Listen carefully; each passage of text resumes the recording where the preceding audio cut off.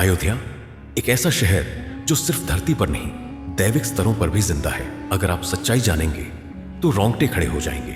कहते हैं कुछ जगहें सिर्फ इतिहास में नहीं रहती, वो आज भी सांस लेती हैं, और अयोध्या उन्हीं में से एक है। देवताओं का विश्राम स्थल और दैवीय ऊर्जा का केंद्र। शास्त्र कहते हैं कि अयोध्या का अर्थ सिर्फ अजेय नहीं बल्कि अज यानी अमर, जन्मरहित। यही वजह है कि यहां कदम रखते ही नकारात्मक ऊर्जा खुद कमजोर पड़ने लगती है, जैसे कोई अदृश्य शक्ति चारों तरफ सुरक्षा बना देती हो। पुराणों में लिखा है कि अयोध्या की मिट्टी किसी ढाल से कम नहीं। जहां भी ये मिट्टी लग जाए वहां बुरी शक्तियां कदम बढ़ाने से पहले ही हार मान लेती हैं। इस धरती की शक्ति को समझना इंसानी समझ से परे है। स्थानीय परंपराएं कहती हैं कि राम जन्मभूमि के नीचे सिर्फ इतिहास नहीं, पूरा युग छिपा है। सभ्यताओं की परतें त्रेता युग तक जाती हैं।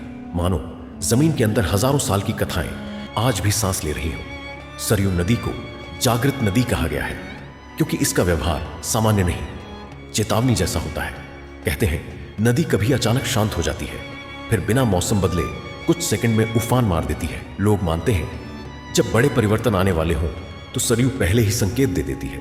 कुछ रातों में रामकोट क्षेत्र से हल्की घंटियों की ध्वनि या बहुत धीमी जय श्री राम की गूंज सुनाई देती है। कहते हैं ये आवाजें किसी इंसान की नहीं बल्कि अदृश्य देवसेना की होती हैं, जो आज भी इस भूमि की रक्षा कर रही है। राम की पैड़ी में पानी का स्वभाव अजीब है। कभी वो शीशे जैसा स्थिर दिखता है तो अगले ही पल लहरों जैसे हलचल करने लगता है।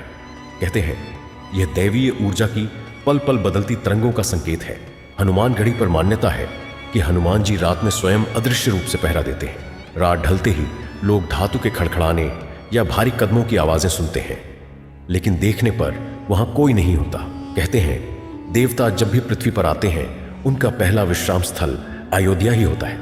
इसीलिए यहाँ की हवा को देव प्राणवायु कहा गया है। शायद इसी वजह से अयोध्या में आते ही मन अचानक हल्का और आत्मा शांत हो जाती है। अयोध्या सिर्फ एक शहर नहीं, ये वो स्थान है जहां धरती और दैविक ऊर्जा का संगम होता है, जहां हर कण में इतिहास नहीं आस्था की धड़कन बसती है।